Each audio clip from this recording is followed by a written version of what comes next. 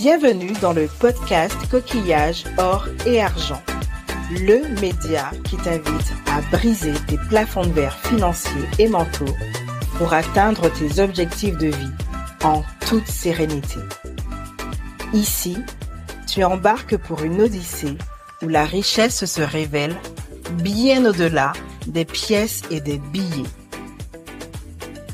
Au fil des épisodes, nous plongerons dans l'intimité de notre relation avec l'argent. Nous décortiquerons les limites que l'on s'impose à soi-même. Mais surtout, nous mettrons en lumière l'importance de prendre soin de ses finances au quotidien, car l'argent, sujet encore trop tabou dans nos sociétés, a une influence parfois délicate sur notre mindset, notre bien-être et nos projets de vie. Alors, que tu sois en voiture, dans les transports, au bureau, à la plage, chez toi ou même dans les bois, ce podcast est ton refuge sonore. Et chaque semaine, il t'enrichira grâce à un nouvel épisode, solo ou avec invité, de quoi t'ouvrir les portes de la richesse et de l'abondance. Bienvenue dans un tout nouvel épisode du podcast Coquillage, Or et Argent. Je suis ravie de vous retrouver pour cette nouvelle saison, surtout en bonne compagnie. Aujourd'hui, nous rencontrons Amandine Pinto, entrepreneure martiniquaise, engagée dans le développement d'écosystèmes entrepreneurial et innovants à l'international, engagée également pour les ponts entre la Caraïbe et l'Afrique, ce qu'elle incarne très bien dans son quotidien, car au moment où on enregistre ce podcast, elle est à Dakar, au Sénégal. Dans son aventure entrepreneuriale, elle s'appuie surtout sur l'accès au financement, la formation des porteurs de projets et la diffusion de l'esprit de leadership. Que de sujets intéressants à aborder aujourd'hui. Sans plus tarder, je vais lui laisser la parole. Je vais la laisser se présenter de la manière qui lui convient le mieux. Bonjour Amandine, comment vas-tu? Comment te sens-tu? Bonjour Éléonore, je vais très bien et toi? Je vais bien. Je suis ravie d'être là avec toi aujourd'hui pour parler d'argent. Alors, qu'est-ce que l'argent représente pour toi, Amandine? Mmh. Qu'est-ce que l'argent représente pour moi? La capacité de faire, Oui. la liberté, la liberté de choix. Voilà ce que représente l'argent pour moi. Ok. Et comment tu dirais que ces sujets sont arrivés dans ton quotidien? Puisque j'ai vu que tu as un parcours assez riche, avec différentes, sans jeu de mots bien évidemment, je tiens à le dire, mais avec un parcours beaucoup axé sur l'accompagnement d'entreprises, que ce soit en Europe, dans la Caraïbe, en Afrique, à travers différentes entreprises, hein. Donc, comment c'est arrivé à toi en fait? Comment tu es tombée dedans? Dans l'entrepreneuriat du moins, c'est ça? Dans l'entrepreneuriat, je suis née dedans, c'est aussi important de le dire. Donc, je gère depuis que j'ai 6 ans avec mes grands-parents leur station essence. Donc, rien à voir avec l'entrepreneuriat que je fais. Ma mère est aussi commerçante, donc je gère avec elle sa boutique. Mes parents aussi ont des entreprises, donc des commerces assez traditionnels. Donc, j'ai toujours été dedans depuis, depuis, je dis 6 ans. Je pense même à mes 3 ans, je devais déjà les aider ou supporter la gestion des stocks, etc. Donc l'entrepreneuriat, c'est vrai que c'est tous les modèles qu'il y a autour de moi. Et donc, quand je suis partie en France pour mes études, quand j'ai quitté la Martinique, donc pour faire des études d'arabe littéraire et de commerce international, absolument D'accord. rien à voir. Pourquoi avoir choisi des études de langue en arabe? Il y avait une passion derrière ou Oui, curiosité? C'est ça, en fait, pour la petite histoire, je voulais rentrer à Sciences Po Paris à l'époque et j'étais dans un lycée classé en zone d'éducation prioritaire dans le nord de la Martinique et ces lycées ont des conventions particulières avec Sciences Po. Donc on passe pas le concours classique, épreuve générale, etc. On présente un dossier sur une thématique de notre choix et si on réussit, on va à Paris pour passer la deuxième partie. Et moi, j'avais choisi de faire un dossier sur France Fanon, enfin pas sur France Fanon, sur le devoir de mémoire franco-algérien. Et une bonne partie de ce mémoire était axée sur France Fanon, qui a œuvré pour la décolonisation de l'Algérie et qui est martiniquais. Et donc j'ai eu la première partie du concours et pas la deuxième partie du concours. Et vu que je connaissais pas bien les universités à Paris, je me suis dit bah c'est soit je rentre à Sciences Po, soit il faut que j'ai quand même un grand nom selon moi. Et donc je suis partie à la Sorbonne et à travers Fanon et l'Algérie, j'ai décidé d'apprendre l'arabe, tout simplement. OK, super intéressant. Moi, j'adore. Et entre-temps, effectivement, donc je fais des études, je rentre à la Sorbonne pour faire des études d'arabe littéraire, très difficile. C'était vraiment déprimant parce que c'est l'apprentissage, c'est une langue difficile, voilà, tout simplement. Et en parallèle, ben en fait, c'est difficile pour moi d'être juste étudiante, je l'avoue. Et du coup, ben je me lance dans l'entrepreneuriat, dans un business que mes parents développait sur plusieurs pays dans la vente de produits en réseau de marketing. Voilà, je fais des équipes, je vends des produits, voilà. Ce qui me permet de, pendant 2 ans, d'être la plus jeune leader d'Europe, de réussir à bien monter les choses.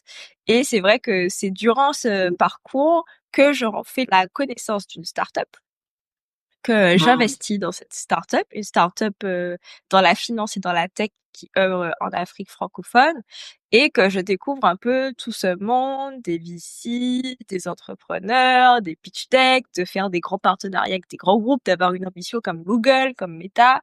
Et voilà. Donc c'est comme ça que ça commence. Puis je crée Dira Partners, qui est mon premier cabinet de conseil en accompagnement parce que je maîtrisais ce que toutes les startups voulaient faire, mais j'avais appris sur le tas. Hein, je n'avais pas fait d'études Mmh. sur le sujet. Et surtout, je veux faire un produit tech et je crée le premier outil d'intelligence artificielle qui met en relation entrepreneurs et investisseurs en Afrique francophone. On gagne le prix de l'innovation de la Banque publique d'investissement BPI France à un concours à Station F qui s'appelle Innovation Outre-mer à l'époque. Et voilà, et après, bon, il se passe encore plein de choses dans ma vie. Je les garde pour la suite du podcast. C'est une vie un peu à 100 à l'heure. Ouais. Entre les études d'arabe, l'activité d'indépendante qui te permet de gérer des équipes, puis après qui t'emmène vers un autre monde. Oui, c'est bien, mais du coup, ça me pose des questions. Mais qu'est-ce qui donc tu as été motivée parce que dans ta famille il y avait déjà ce côté créer des business ou gérer des business en tout cas. Ça c'était motivant, donc tu as pu avoir cet œil-là. Mais est-ce que vous parliez d'argent quand même dans ta famille, dans ton enfance? Est-ce que c'était des sujets abordés ou on gérait le business sans jamais en parler parce que ça restait tabou? Comme j'ai dit, mes grands-parents avaient une station essence et les stations essence, il y a beaucoup de cash. Donc il y a pas moyen qu'on parle pas d'argent. L'argent, j'avais les mains dedans tous les mercredis à faire des petites pièces de billets de 20 par 10 parce qu'il OK. faut payer les pétroliers Oui. tous les mercredis. C'est assez régulier. Donc l'argent, c'est quelque chose que enfin voilà qui pour moi a été assez normal. Ma mère adore la finance, elle adore la gestion et donc du coup, elle a toujours mis un point d'honneur à ce que je sache tout. Je sache tout, voilà, je sache quand il y avait de l'argent, je sache quand il y en avait moins. Euh, voilà, donc non, l'argent a toujours été clair et ma mère, quand je suis partie en France, le premier truc qu'elle a fait, enfin quand j'ai eu mon bac, elle m'a fait 2 heures assise devant des tableaux Excel pour apprendre à gérer le Ah oui. budget, budget course, budget eau, budget électricité, budget à mettre de côté si tu tombes malade, budget médecin, budget fourniture scolaire, budget si ton ordinateur tombe malade. Donc c'est vraiment un sujet omniprésent dans ma famille. Ah mais c'est génial d'avoir eu accès à ça puisque c'est vrai que en ce moment on parle beaucoup plus d'éducation financière, du fait que peu de gens, enfin l'argent est dans notre vie tous les jours, mais peu de gens arrivent à le maîtriser, à le contrôler, à le gérer correctement. Et mais c'est génial dès la plus tendre enfance d'avoir pu justement mettre les mains dedans, puis d'avoir eu ces 2 heures avant de partir aux études. Mais c'est extraordinaire. J'adore. On dit merci aux mamans. Oui, OK. bien à maman, à ma mamie, même mon papy, bon, qui est un homme, je Mmh. dirais un peu des temps anciens, pas très tendre. Il a toujours eu ce côté, par exemple, quand je suis rentrée en Martinique pour être directrice générale de la French Tech Martinique, on en reparlera plus tard. Je me souviens, je voulais acheter un appartement. Et vraiment, Mmh même mh. si il est pas du tout pédagogue et il faisait que me dire: «Tu vas acheter un appartement, tu vas être dépendant des banques, tu vas devoir, rembourser quelque chose. Puis chez ta maman, tu n'as pas d'obligation, mets de l'argent de côté». Donc il y a vraiment ce côté d'être libre financièrement et de pouvoir épargner. OK, d'accord, et quelles étaient les croyances selon toi que vous entreteniez?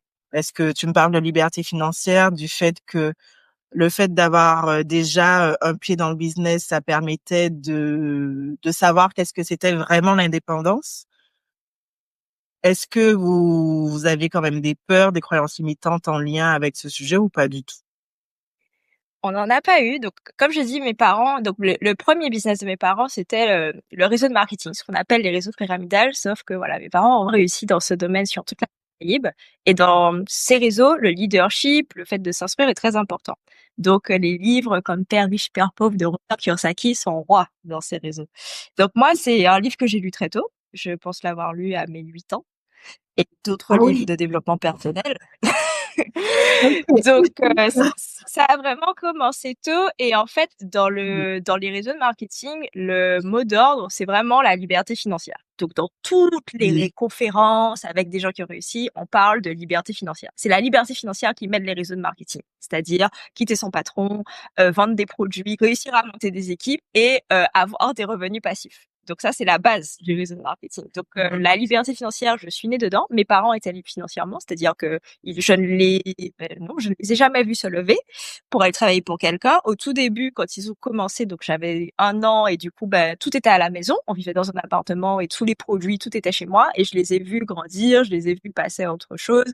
Je les ai vus, voilà, se lever à 14 heures, tous les jours. Donc la liberté financière est quelque chose, voilà, d'assez inscrit, chez moi. Mes grands-parents, eux, c'est le commerce traditionnel des stations essence, donc eux, se levaient tous les matins pour aller ouvrir et fermer la station essence. Mais il y avait quand même, ma grand-mère qui, elle, restait à la maison, n'allait qu'à la station le soir. J'ai toujours vu des gens, manager leurs horaires. Mon grand-père rentrait à 16 heures, il dormait à 16 heures, repartait à 3 heures du matin. Donc il y avait pas de notion d'horaire et d'échange de temps contre de l'argent pour des personnes Mmh. tierces.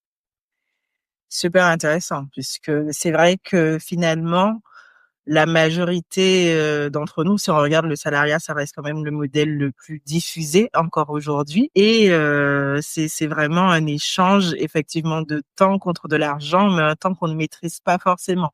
C'est et c'est ça en fait, ça change un peu aujourd'hui avec le télétravail. Je pense que ça permet à certaines personnes de mieux s'organiser, mais c'est vrai qu'il y a ce côté, il faut être là entre 8 heures et 18 heures, par exemple. Ouais, c'est vrai. OK. C'est super intéressant. En fait, j'ai plein de sujets, j'avoue, mais Donc j'adore, je voudrais revenir au fait que aujourd'hui, tu as plusieurs entreprises. Donc tu as eu le cabinet Dira Partners. Tu as aussi Yamaha Hub et tu as d'autres activités à côté. Et tu vis entre plusieurs régions du monde. Donc ça, c'est super intéressant. Comment tu gères en fait, enfin, tu parlais de liberté financière, mais là, j'ai l'impression qu'on est à un stade un peu plus haut. On est sur la liberté aussi géographique, c'est-à-dire je vais vivre où j'ai envie. Et pourquoi avoir décidé aujourd'hui de t'installer au Sénégal plutôt qu'en Martinique? Alors, ça, c'est plutôt un mythe, hein, il faut casser les choses, je veux pas faire rêver les gens. En gros, donc moi, comme j'ai dit, donc durant tout mon parcours, à Dira Partners, en parallèle, pour être sûre d'avoir assez de salaire et d'investir dans la société, je travaillais à Business France, qui est une agence de l'État français, et je m'occupais de l'export des startups à l'international, et aussi, je travaille avec le label French Tech à l'international. Et c'est vrai que c'était OK. après Covid, j'avais fait ma dépression, j'avais passé durant le Covid 3 mois au Sénégal, enfin voilà, et j'étais fatiguée de la France, et je me suis dit: «Là, en fait, je veux quitter le froid». C'était juste ça mon point, et Je sais, je connais. c'est soit je vais au Sénégal, au Mhm. Sénégal où quand même, bon, même si j'ai ma société, bah, c'est pas, j'ai personne, à part mes associés, j'ai personne, voilà, j'ai pas de famille, j'ai pas d'amis, faut tout refaire. Soit je rentre au pays. Et c'est vrai que j'ai commencé à donner un peu plus aux Antilles parce que, bah, durant toutes ces années à Dira, donc, ça faisait 3 ans que je faisais Dira, j'avais tout donné, 2 ans, j'avais tout donné au continent africain en étant antillaise. Et c'est vrai que quand j'ai gagné ce prix de l'innovation à Innovation Outre-mer, bah, j'ai découvert qu'il y avait des startups aux Antilles, en fait, qui avaient besoin d'être aidées, qui avaient besoin d'avoir cette vision internationale. Et c'est vrai que bah, la vie a concordé parce que entre-temps, la French Tech Martinique Digital recherchait leur directrice générale, leur directeur général. Et à ce moment-là, je me suis dit, est-ce que je vais candidater dans ça? Mais en même temps, ce poste, il est créé pour moi, en fait. J'ai tout fait, j'ai tout donné pour l'Afrique. Là, il faut que je donne pour la Martinique. Je connais comment une startup fonctionne. Je sais comment aller à l'international. C'est un poste un peu politique. J'aime beaucoup la politique. C'est un poste où je gère des fonds publics et tout. Et du coup, bah, ni une ni deux, j'avais pas prévu ça. Je passe un entretien, bam bam, je suis prise, je rentre à Paris, je fais mes affaires, je rentre au pays. Et donc voilà, donc à ce moment-là, je rentre au pays pour être directrice de la French Tech et de Martin Digital. Je fais beaucoup de choses, je monte l'écosystème. Et c'est vrai que au bout de 8 mois, arrivée en Martinique, tout simplement, je rencontre mon petit ami de l'époque qui est mon mari aujourd'hui. Donc je casse le mythe de la liberté géographique. Et enfin oui, bon, c'est vrai aussi, ça fait partie de la liberté géographique, faites des choix aussi. Et bon ben voilà, au bout d'1 an, je quitte mon poste parce que mon mari actuel est martiniquais, mais vit au Ghana. Donc il a fallu que fasse des choix. C'était soit la carrière, soit Ok. l'amour, tout simplement. Mhm. Et étant donné que j'ai toujours voulu vivre en Afrique, même si le pays de mes rêves c'était le Sénégal et pas le Ghana, eh bien, je m'envole pour le Ghana. Et c'est à ce moment-là aussi que je fais le point par rapport à Dira, parce que c'est vrai que mon année à la French Tech a été très prenante. Je gérais l'activité Dira en même temps, mais elle a baissé un peu et les associés, bon, n'ont pas mis la même énergie que moi. Et donc c'est à ce moment-là Mhm. que je dis, bon, c'est soit je continue à fond Dira et j'ai des gens qui me contactent pour les levées de fonds, soit il faut que je me repositionne parce que ma vie a quand même beaucoup changé. Je vis avec Mhm. quelqu'un, je suis passée de la France à la French Tech, etc. Et là, Oui. avec mes associés, c'est très long. Hein. Dira est très dur à me dire que je vais arrêter parce que c'était mon bébé, c'est ce que j'ai incarné. Les gens m'appelaient Dira dans la rue. C'est pas ce que les gens pensent qui définissent ce que je suis. Donc vraiment, ce travail de liberté est important. Et à ce moment-là, je me dis, bah aujourd'hui j'ai de nouvelles compétences. C'est aussi ça Mhm. qui me dérange, c'est que dans Dira, j'avais pas mis toutes mes compétences en fait.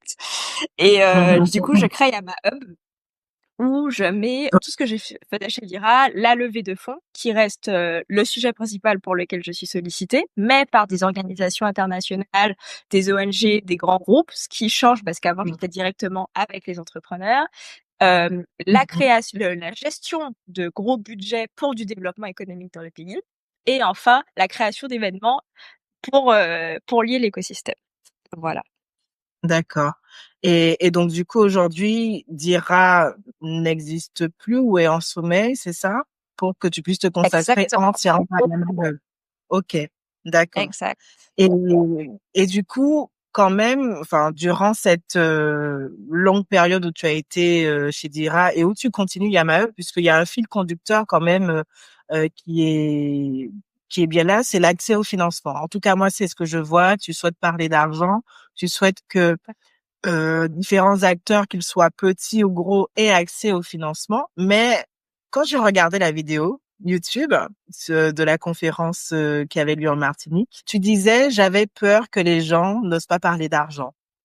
Tu disais ça en fait à un moment et je me suis dit, mais pourquoi en fait? Est-ce que en Martinique ou aux Antilles ou dans la Caraïbe plus généralement, il y a un plafond de verre, qu'il soit psychologique ou même systémique, qui existe au niveau de l'argent, au niveau du cash qu'on puisse avoir en fait. Euh, Maintenant, vraiment, cette question, elle prend vraiment un autre sens pour moi parce que bah, je suis sur Mhm. le continent. tout est tellement différent et différent aussi de l'Europe en termes de croissance économique parce que je vis dans Ok. l'hypercroissance à l'heure actuelle. Je pense que le fait que les Antilles soient, nous sommes des petits territoires de moins de 400 000 habitants, que ce soit pour la Guadeloupe et la Martinique, donc du coup ça nous limite déjà en termes de possibilités, en plus d'être un peu coupé du monde, même si on a des avions qui nous amènent partout. Donc il y a déjà premièrement ça et en vrai, c'est difficile sur un si petit territoire pour beaucoup de personnes d'y arriver financièrement parce que les clients, les ressources financières sont peu nombreuses en fait, sont peu nombreuses Ok. et au même endroit. Et puis bon ben, on peut pas nier notre héritage colonial du fait que ben nos richesses ne sont pas réparties à part égale. Donc quand on y arrive, c'est pas simple. Euh, voilà, et je pense aussi que on reste même, enfin, je suis obligée de faire le comparatif avec l'Afrique. En Afrique, on parle beaucoup d'inégalités. On parle de Mhm. limite de classe riche et puis de classe pauvre. Aux Antilles, on est français. En France, tout le monde est égaux. C'est ça, c'est liberté, égalité, fraternité. Donc tout le monde est égaux, mais tout le monde n'a quand même pas accès aux mêmes choses. Et aux Antilles, euh, je dirais qu'il y a aussi ce tabou de l'argent parce que tu peux pas juste bien gagner ta vie, être même riche et ne pas avoir pas loin de toi, à moins que tu vives entre toi, une personne qui, elle, ne gagne vraiment pas beaucoup d'argent ou qui est au Mhm. RSA. Et donc, je pense qu'il les gens qui sont wealthy, qui gagnent de l'argent, ne sont pas comme dans d'autres pays, et je dirais ça parce que je l'ai vécu au Ghana, euh, dans le don de ce qu'ils ont fait pour gagner de l'argent ou de leurs difficultés, même en tant que personne qui Mhm. gagne de l'argent. Le fait de gagner de l'argent, c'est très secret et ça reste encore même très mauvais dans l'esprit religieux, catho, antillot, Mhm. voilà, quelqu'un qui gagne de l'argent n'est pas forcément quelqu'un de bien et peut-être quelqu'un qui a fait de la sorcellerie. Donc Ouais. du coup, oui, je pense qu'aux Antilles, il y a une petite limite vis-à-vis de l'argent euh, à en Mhm. parler, une difficulté quand même à en gagner, que ce soit pour un entrepreneur ou même que ce soit pour un salarié. J'en parle avec des amis qui sont rentrés au pays, d'autres qui ne sont pas rentrés, des amis qui ne sont pas rentrés et qui me disent mais les salaires qu'on me propose aux Antilles ne sont juste pas sérieux pour que je puisse vivre convenablement. Donc oui, je pense qu'il y a ça. Et puis beaucoup de personnes qui gagnent un peu plus aussi se constituent en entre-soi, mais elles-mêmes ne se parlent pas entre elles de vraiment ce qu'elles gagnent. Il y a une part Ouais. de frustration parce que c'est un petit territoire. Oui, tout ça c'est Tout ça en c'est, quelque voilà. sorte. Ouais. Ok, ok, je vois. C'est vrai que j'avais remarqué ça quand je suis allée en Guadeloupe l'année dernière. J'y suis restée un an pour explorer. Je me suis dit, parler de ces sujets d'argent, je savais pas toujours comment l'aborder parce que en face de moi, j'avais effectivement souvent des gens qui venaient plutôt des milieux modestes, qui voulaient effectivement gagner plus, mais qui étaient limités par ce que le système proposait ou par aussi, il y a aussi, je pense, cette peur du risque qui est bien présente, qui fait que d'un côté, on a peur de quitter la stabilité qui est incarnée par le CDI ou le fonctionnariat, hein, qui est bien présent. Et de l'autre côté, il y a quand même des gens qui font ce qu'on appelle maintenant on appelle ça des side business, mais comment on dit, j'oublie l'expression qu'on utilise, en tout cas en Guadeloupe, mais c'est un peu, on dit débouillé à pas péché, et donc du coup à côté on a toujours son business en parallèle de son activité officielle, quoi. Mm. Exact. Du coup, aujourd'hui, toi, dans ton accompagnement, quand tu vois ça, quand tu vois les caractéristiques, tu te dis, bon, bah, il faut mettre en place des choses pour accompagner tous ces entrepreneurs qui veulent ben, changer de vie, en fait, tout simplement, tout en impactant les autres. Et toi, tu te dis, bon, comment je peux les aider? Comment je peux aider quelqu'un qui, par exemple, se dit, ben moi, j'ai besoin de manger maintenant, tout en voulant construire une vision beaucoup plus long terme. Et j'ai vu que tu mettais en place ce qu'on appelle le bootstrapping. C'est quoi exactement? À quoi ça sert? Pourquoi cette méthode et pas autre chose? Pour répondre à à la première partie de ta question, si je puis dire, toute ma vie et toute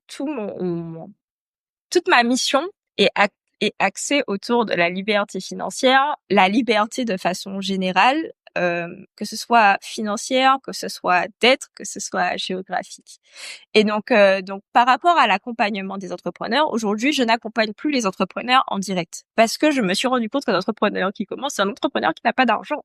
Et il n'a pas besoin de dépenser de l'argent pour que je lui dise qu'est-ce qu'il a à faire, mais il a besoin de mes conseils, sinon il va pas avancer.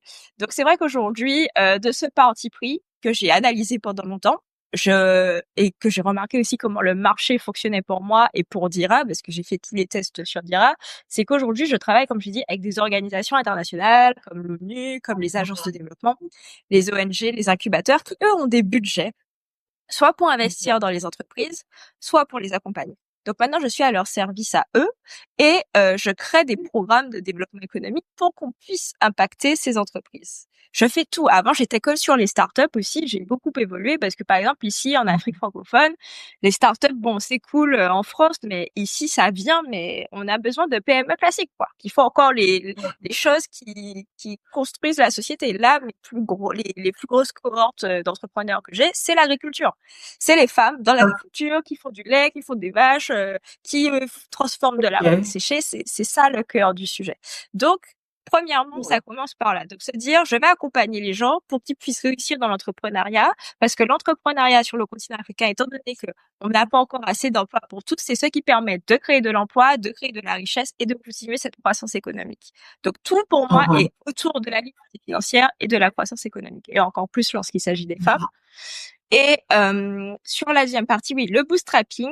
Le bootstrapping, c'est quelque chose que, en fait, ça m'a pris du temps à trouver que c'était mon ikigai, si je puis dire. Parce que comme j'ai passé beaucoup de temps à parler de levée de fonds, mais en vrai, la levée de fonds, ça fonctionne pas pour tout le monde. Et comme je dis, pour toutes les PME à qui je parle, elles se sont débrouillées sans fonds ou avec les tontines africaines parce qu'il y a beaucoup de solidarité. Et le bootstrapping, c'est le conseil que j'ai le plus donné à tous les entrepreneurs autour de moi, en fait. Parce que quand tu veux atteindre certains fonds, on va dire qu'un bon fonds classique va avoir un ticket minimum de 500 000 euros, ce qui est rare, et après c'est 1 million en fait. Et pour qu'on mette entre 500 000 euros et 1 million d'euros dans une entreprise, il faut que l'entreprise fasse un minimum de chiffre d'affaires. Et je n'arrivais pas à avoir assez d'entreprises qui avaient la croissance qui allait avec ces types de fonds-là. Et en vrai, à chaque fois, je leur disais, bon, ben, dans ce cas, soignez vos réseaux sociaux, faites en sorte d'avoir un bon personal branding, faites des formulaires, faites des enquêtes, essayez de faire un prototype avec peu de moyens. Faites le plus de preuves possible pour avoir plus d'éléments, des indicateurs clés de succès qui permettent au fond de se dire, bon, on va investir. Et en fait, tout ce temps-là, c'est du bootstrapping. C'est, si tu fais avec l'argent que tu as, si tu n'as pas d'argent, tu fais avec ce que tu peux. Et en fait, c'est vraiment aussi un mindset. Ça, c'est ma grand-mère qui m'a toujours dit, elle disait toujours, quand il y a pas, faut pas. Et donc voilà. Donc pour moi, la liberté aussi dans le bootstrapping, c'est une liberté financière de se dire, ben en fait, la liberté, c'est avoir envie de ce que tu peux. C'est pas toujours faire ce que tu veux. C'est connaître très bien tes finances et te dire tes finances, c'est ça que tu peux. Donc tu es satisfait avec ce que tu peux. Ok, Voilà. c'est super intéressant parce que ça change un peu du discours de toujours plus, d'aller toujours plus haut à tout prix et parfois de manière sacrificielle.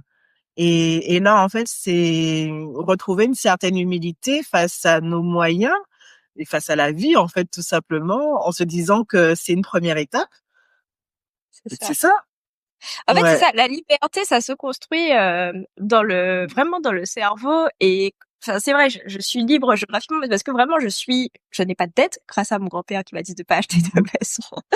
Mais il est vrai que c'est surtout de se dire, si là je perds de l'argent, donc si là je prends un exemple, mon style de vie était à 4 000 euros et que là je me retrouve à 800 euros, ça va être très dur.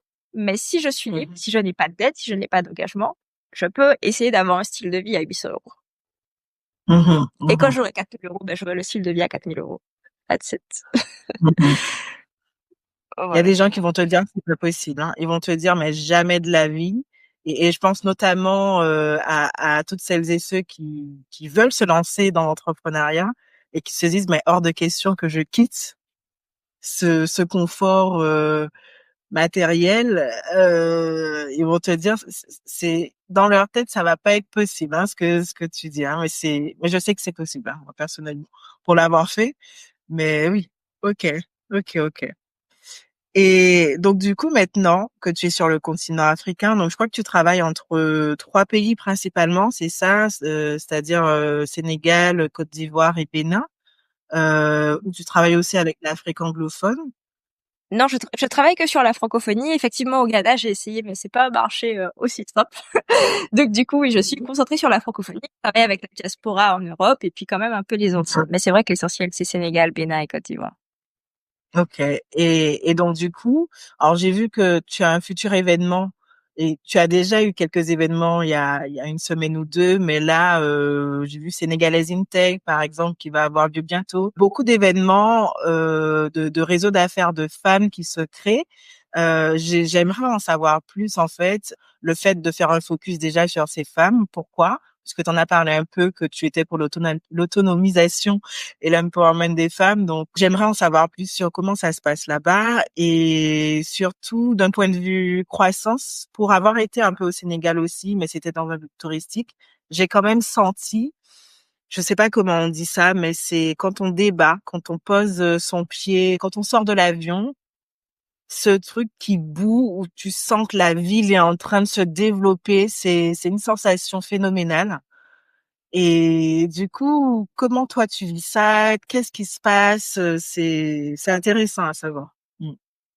Oui. Alors, premièrement, sur l'autonomisation des femmes, c'est vrai que c'est un sujet qui me tient, pas parce qu'il est à la mode, mais parce que j'estime avoir fait un gros travail sur moi. Comme on dit, on essaye toujours d'être la meilleure partie de la nouvelle génération. Et les modèles que j'ai eus, que ce soit ma mère, ma grand-mère, sont des femmes formidables, mais ma vie actuelle ne leur ressemble absolument pas.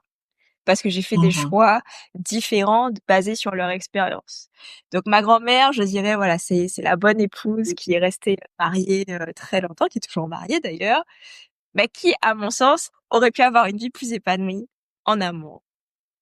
Ma maman, Mhm. c'est une businesswoman, toujours businesswoman, qui a beaucoup travaillé. Et pour moi, travailler comme elle a travaillé, c'était pas concevable. Parce que je n'ai pas le même rapport au travail et je n'ai pas besoin de travailler ou faire pour être. Donc c'est beaucoup Mhm. de choses que j'ai déconstruit. Et en fait, la liberté pour moi des femmes, ça passe par l'argent, effectivement. Je veux pas que, enfin, je pense à ma grand-mère, à des tantes. Je veux pas que parce que les hommes ont pu avoir à un moment plus d'opportunités professionnelles et plus d'argent, que des femmes se soient retrouvées dans des situations délicates, à rester dans des foyers où elles n'étaient pas heureuses ou à devoir vivre des situations d'humiliation qui ne sont honorifiques pour personne. Donc, premièrement, pour moi, la liberté des femmes, en tout cas financière, passe par là. Cela ne veut pas dire, enfin, je tiens à insister, cela ne veut pas dire que je pense que le modèle traditionnel où l'homme gagne de l'argent et la femme n'en gagne pas est mauvais, mais je dis juste à toutes les femmes, si elles ne gagnent pas d'argent dans un foyer, que l'argent que leur mari gagne est leur affaire, en tout cas. C'est ce que je veux leur dire. Ensuite, la liberté de choisir. C'est-à-dire que je veux vraiment qu'au-delà des finances, que les femmes aient la liberté de choisir la vie qui leur convient, la personne qui leur convient et d'avoir des critères très élevés. Donc, pour moi, tout l'argent permet de se dire qu'on va choisir des personnes avec des critères très élevés, mais le fait de se développer, le fait de faire des choses, le fait d'affirmer ses choix permet aussi de faire cela et de trouver des bons partenaires avec qui on n'aura pas de relation toxique, que ce soit en tant que personne, que ce soit sur le plan moral, le plan physique et le plan financier. Parce que la descendance, finalement, en dépend. Wow. Concernant... Attends, je vais stopper parce que j'ai envie d'en savoir plus. Donc, comment on fait en fait pour quand on s'élève comme ça, on s'élève, on arrive enfin à être autonome, à être libre aussi dans sa tête, à trouver un partenaire qui lui aussi a fait, j'espère, ce travail ou enfin. Pour ma part, j'ai commencé, je dirais, peut-être durant le Covid. C'est le Covid, hein, vraiment. Des fois, je peux le remercier pour ces temps toute seule. Durant le Covid, en fait, j'ai commencé à me dire que ma vie n'était pas celle que je voulais qu'elle soit. Et Mhm. il y a une Guadeloupéenne, Mavic Bright, je sais pas si tu connais probablement, Oui. qui fait du développement développement personnel et donc je me suis abonnée à sa plateforme pour être Anana Impériale. Voilà, j'avais fait mon petit budget à l'époque de 29 € par mois pour investir sur moi et c'est vrai que ça m'a beaucoup aidée. J'ai beaucoup aimé ce qu'elle disait, l'action, voilà. Je me suis beaucoup retrouvée et à un moment, chaque fin d'année, elle vend un planeur et donc j'avais acheté ce planeur et j'en achète un chaque année jusqu'à aujourd'hui. Et ce planeur commence par la première page, c'est une évaluation de ta vie sur tous les points professionnel, santé, famille, amour, voilà, je sais plus les autres points, spirituels, voilà. Donc j'avais évalué et bon voilà, quand tu colories, j'avais 4 par là, 10 par là, bref, c'était pas équilibré. Et donc, j'ai commencé à écrire. Voilà, en fait, j'ai commencé beaucoup à écrire sur ce que je voulais, ce que je ressentais, sur Mmh. canaliser, mes émotions et je savais pas si je voulais vraiment me marier, en fait. Je savais pas si je voulais me marier, je savais pas si je voulais être célibataire, je savais pas si je voulais des enfants. Je savais pas qu'est-ce qui était le mieux au vu de mes expériences, au vu de ce que j'entendais les autres vivre, je savais vraiment pas. Et en fait, à un moment, je me suis dit peut-être que ce serait bien de se marier, peut-être que j'ai envie de faire ma vie avec quelqu'un. Et je me suis dit pour savoir ça, je vais écrire qu'est-ce que moi j'ai à apporter dans une relation. Donc, à commencer par ça Mmh. et qu'est-ce que je veux vivre, qu'est-ce que je veux pas vivre. Donc j'ai écrit beaucoup de choses qui n'allaient pas chez moi, enfin que j'estimais qui n'allaient pas chez moi, des choses que j'estimais qui étaient vraiment géniales chez moi. Et une fois que j'ai fait ça, ça m'a pris beaucoup de temps, hein, cette partie-là, ça s'est pas fait en un jour. Après, j'ai ouvert un cahier et j'ai écrit, je crois, ce que doit être l'homme de ma vie. Et j'ai OK. écrit Génial. plusieurs listes et voilà. Et donc bien sûr tout ne s'est pas fait en quelque temps puisque je pense que j'ai écrit cette liste en octobre, ouais fin octobre 2021 et j'ai rencontré mon mari en août 2022. Donc Mmh. voilà, ça a pris 1 an. À moins d'1 an, un peu Mmh. moins d'1 an.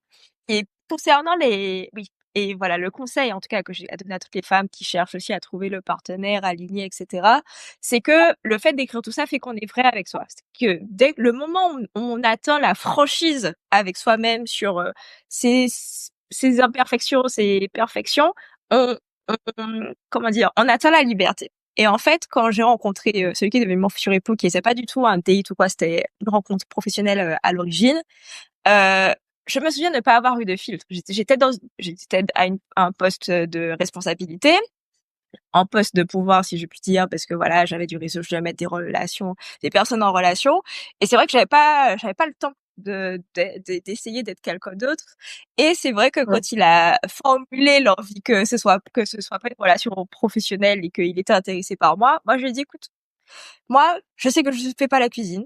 Je sais que je sais pas faire le ménage. Je sais que je travaille beaucoup et j'ai déjà beaucoup de responsabilités à prendre dans mon travail. Quand je rentre chez moi, c'est pas pour prendre d'autres responsabilités. Donc, est-ce que tu es sûr? Moi, je me suis c'était voilà et là, il m'a répondu et c'est là que la franchise paie. Il m'a dit: «Tu veux pas faire le ménage? Tu veux pas faire la cuisine?» J'ai dit: «Non». On se connaissait vraiment à peine, hein, c'était le premier jour et il m'a dit à la fin: «Bah, t'inquiète pas, j'ai une femme de ménage, une cuisinière, ça fait 7 ans que je vis seule, que j'ai déjà quelqu'un pour faire ça, donc il y a pas de problème». Et là, vraiment, j'ai commencé à l'écouter parce que j'ai toujours dit à ma mère: «Je vais pas faire le ménage, je vais pas faire la cuisine». C'est ça. Donc du coup, en vrai, c'est pour ça que j'ai envie de dire la liberté, c'est déjà savoir ce qu'on veut et de se Mmh. dire que, bah, les bonnes personnes, que ce soit le mari ou que ce soit l'entourage, vont s'adapter. Et moi, ma mère, elle m'a toujours dit: «Toi, ta vie de princesse, tu veux pas faire la vaisselle, tu te lèves, tu fais pas ton lit» et c'est vrai, j'ai toujours été comme ça. «Mais tu fais bien ton travail et tout, je vois pas quel homme, va vouloir une femme comme ça. Les hommes ont besoin de femmes qui ont triché de leur foyer». Quand je l'ai trouvée, elle m'a dit: «Non, toi, tout ce que tu as dit, tu as eu. Tu voulais l'Afrique, tu voulais quelqu'un qui fasse la cuisine, quelqu'un qui fasse le ménage, tout ce que tu voulais, tu as eu». Donc voilà. Mmh. C'est génial. Franchement, c'est génial et comme quoi, quand on sait, enfin, quand c'est aligné, ben, ça arrive, en fait. Donc, ah oui, OK. Mais je vais quand même te titiller un peu sur ça. On a quand même été éduqués en tant que femme, ou en tant que fille, que ce soit en famille ou à l'école ou dans l'environnement, dans la société, pour être des filles sages, modèles, qui n'osent pas parler, exprimer leur opinion, Voilà, quoi, c'est un peu ça. Je lis un livre en ce moment sur l'amour, justement, de Bell Hooks, et elle parle aussi de ça. Et je me dis, mais c'est vrai, comment on fait en fait pour sortir de ce côté? On m'a dit qu'il fallait que je sois docile en fait. Tu participes à cette déconstruction grâce à tes activités? Moi, je dirais que autant j'ai été très éduquée sur l'argent, j'ai pas été éduquée sur l'amour n'a pas été le sujet de mon éducation du tout. Et bon ben voilà, mes parents sont divorcés, ma grand-mère c'est une autre époque, donc voilà, je dirais que l'amour a pas du tout été quelque chose qui m'a été vraiment apporté à connaissance ou qu'est-ce que doivent être les relations homme-femme. Je dirais que ça s'est fait avec le temps, que mes premières relations amoureuses ont toujours été liées au travail parce que je suis pas quelqu'un qui sortait, donc le seul moment où j'étais visible c'était dans l'entrepreneuriat. Et donc toutes mes relations amoureuses avant celles que j'ai eues avec mon mari étaient liées à la création d'un business, c'est-à-dire toujours être avec des hommes qui avaient des entreprises, les aider à monter des entreprises, etc. Et au fur et à mesure, en fait, j'ai commencé à déconstruire le fait que j'étais toujours en train de travailler dans les relations où j'étais. Ouais. Pourquoi j'étais tout le temps en train de travailler? Et en fait, c'est là que j'ai déconstruit la première chose qui est une femme n'a pas besoin de faire. Une femme a juste à être. En tout cas, ce sont mes valeurs. Les femmes n'ont pas besoin de faire. Mais j'ai été éduquée dans la valeur travail et que le travail définissait qui on était. Donc ça, c'est la première chose c'est l'une des premières choses que j'ai enlevées, même si ça a pris du temps. Et ensuite, ce que je peux dire sur mes relations, c'est que j'ai complètement déconstruit le fait que je devais être celle qui pourvoyait en tant qu'être humain, en termes de douceur, en termes de tout, et que moi aussi je méritais cela. Et que je devais tout simplement, autant j'étais capable de donner, que je devais être capable de recevoir. Et donc, je dirais aussi que le moment où j'ai rencontré mon mari, c'est le moment où je savais que je n'avais pas à être plus que ce que je n'étais. Je n'avais pas à être ni à faire. Je n'avais pas à faire, en tout cas. C'est à l'homme de faire, parce que l'homme est conditionné à faire, et que moi, j'avais juste à être. Donc, ça, c'était un. Et ensuite, j'ai simplement appris à accepter tout ce qui pouvait venir, en fait. Ok, ok, ok. Ah, très intéressant. Je prends des notes. Mais du coup, la deuxième question, pour revenir au sujet de la croissance, notamment au Sénégal, le fait que tu m'as dit que vous étiez tu sentais qu'il y avait une hyper croissance, donc du coup, quand tu fais le parallèle par rapport aux territoires insulaires que sont les Antilles, la Martinique et la Guadeloupe, où on est 400 000 pour chaque île, comment aujourd'hui sur le continent tu vois les choses en fait? Alors parce que moi j'entends que c'est là où il faut être. Moi j'entends ça tout le temps et c'est vrai que moi j'ai beaucoup voyagé donc ça me donne envie d'y aller aussi à titre de business, pas que à titre touristique. Mais je me dis est-ce que c'est vraiment là où il faut être? Est-ce que c'est là le futur, en tout cas d'un point de vue business, de point de vue entrepreneurial, de point de vue croissance économique? Alors, premièrement, ce qui change quand on est dans des pays... Déjà, le Sénégal est quand même un grand pays. Je crois il y a quand même 30 millions d'habitants. Faut pas que je dise de bêtises. Mais en tout cas, on parle en millions. C'est déjà pas mal par rapport Ah oui. aux îles. Et aussi, en fait, tout est déjà. Donc moi, je suis à Dakar, la capitale. Les capitales africaines sont très dynamiques pour la plupart et pleines de richesses. Déjà ici, la richesse est, je sais pas comment dire ça. Elle est pour quelqu'un qui a l'image là des médias là sur l'Afrique. Il est pas prêt en fait. Il est pas. Il est à des années-lumière probablement de la vie que je mène. Il est à des années-lumière de la vie de beaucoup d'Africains mènent et des richesses. En fait, ici, quand quelqu'un est riche, il est vraiment riche. Et c'est pas des richesses, c'est pas les richesses qu'on entend en Europe. C'est, voilà, vous allez rencontrer quelqu'un, lui demander depuis quoi dans la vie, il va vous dire qu'il est propriétaire d'une mine de phosphate.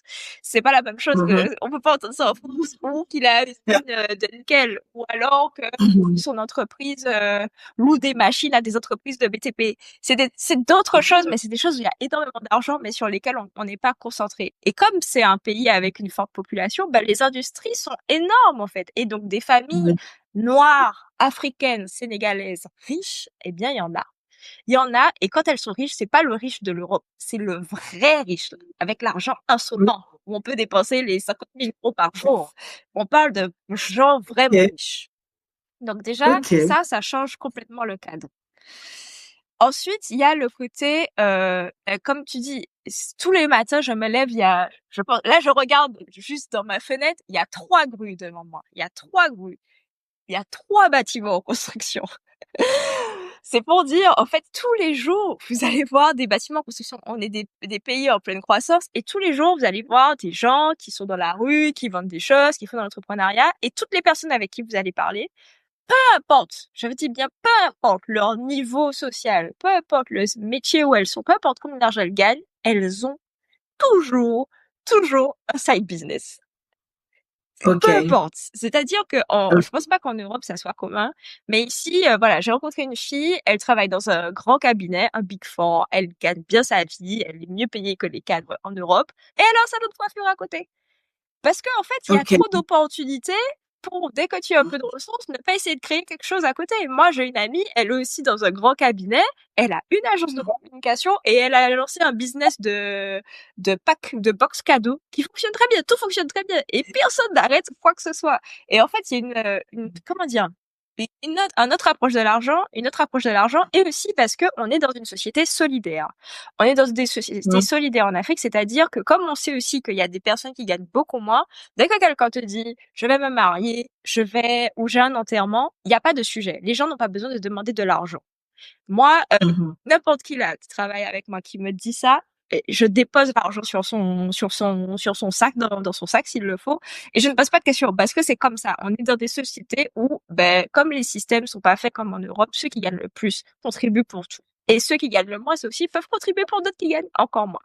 Ça, c'est Mhm. deuxième ou troisième point. Et enfin, quand je parle d'hypercroissance, en Europe, du coup aux Antilles aussi, on est dans des sociétés consommatrices et euh, comment dire, qui pratiquent beaucoup le prêt. C'est pas du Mm. tout le cas au Sénégal, par exemple, parce qu'il s'agit d'un pays majoritairement musulman et que le prêt n'est pas quelque chose d'halal, comme on dirait dans l'islam. Donc, du coup, on n'est pas dans des sociétés de prêt. Et quand vous voyez quelqu'un avec une grosse Mercedes, sachez qu'il n'a pas du tout de crédit dessus, qu'il a payé la voiture cash. Et que les gens ont du cash. Les gens lèvent les matelas et il y a du cash. Et tout le monde, à tous les niveaux. En fait, ici, vous pouvez pas ne pas être familier avec l'argent parce que l'argent est Mhm. là partout. Moi, je pense que j'ai jamais autant manipulé de sommes d'argent en espèces que ici au Sénégal. Ok, quand tu dis manipuler, c'est vraiment l'argent physique, le fait qu'il soit dans tes mains, dans la maison, etc.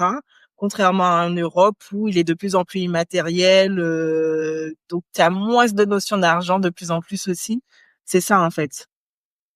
C'est ça. Ici, c'est là. C'est là. Et puis, pour tout. Aussi, il y a ce côté, on est dans une société de services. Donc, du coup, ben voilà. Enfin, il y a des gens pour tous les services. Voilà. Hier, je voulais juste faire accrocher mes tableaux.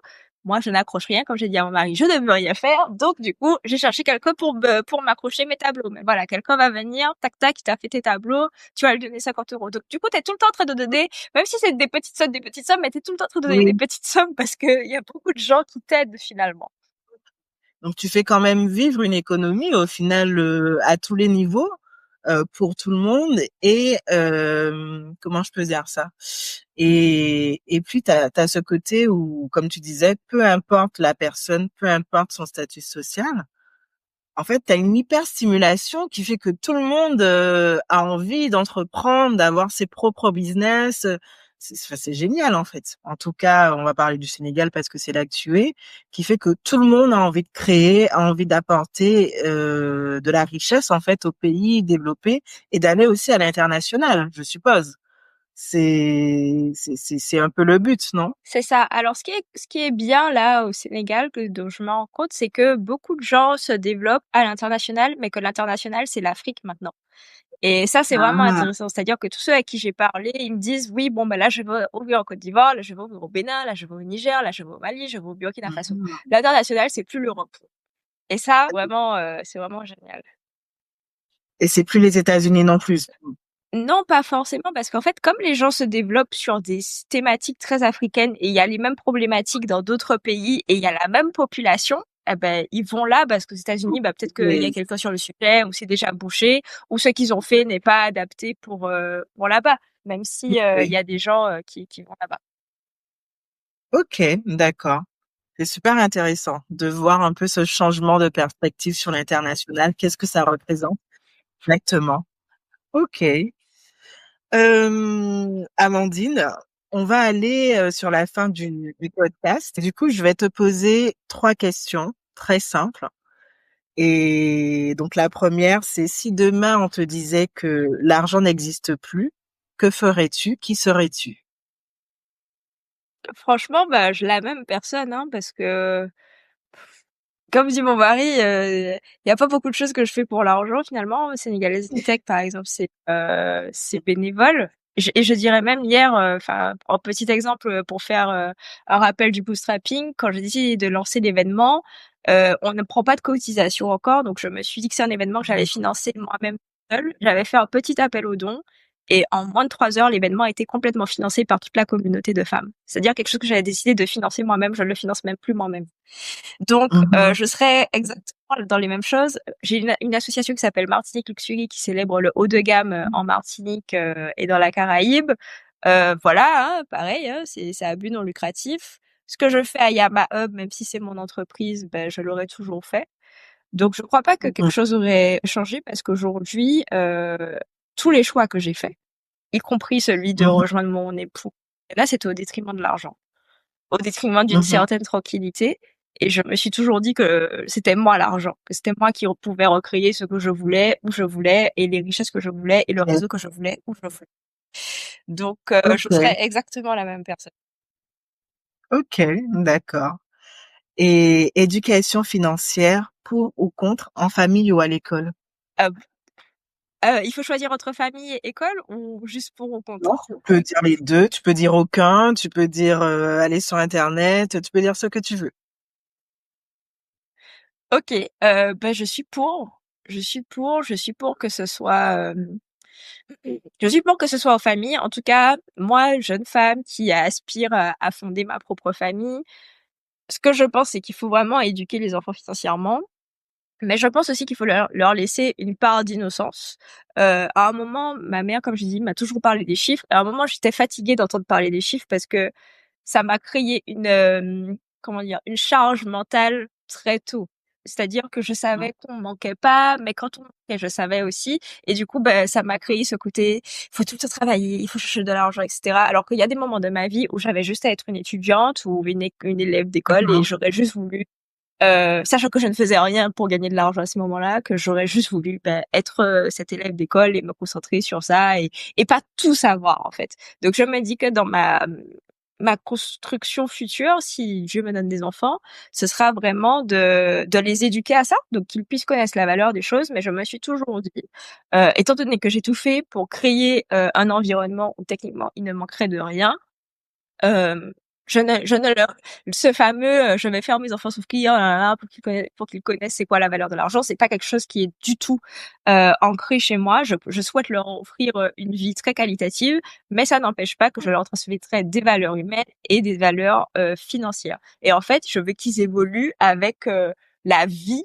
que j'aurais pu leur offrir et je ne peux pas les faire souffrir sous prétexte qu'ils ne connaissent pas encore ce que c'est de travailler pour avoir de l'argent. Leur vie commence par moi et parce que moi j'ai décidé d'être pour moi et ce que je vais leur inculquer. Ok, ok. Et la dernière question, c'est quels sont tes projets futurs et où est-ce qu'on peut te retrouver? Vous pouvez me retrouver sur LinkedIn, Amandine Pinto, et sur Instagram, je m'appelle Ama l'innovatrice, A-M-A Mhm. et l'innovatrice avec 2 N. Projet futur, écoutez, bah, le Sénégal, toujours le Sénégal, Oui. faire croître les Mhm. réseaux, toujours plus de croissance économique, une vie de famille.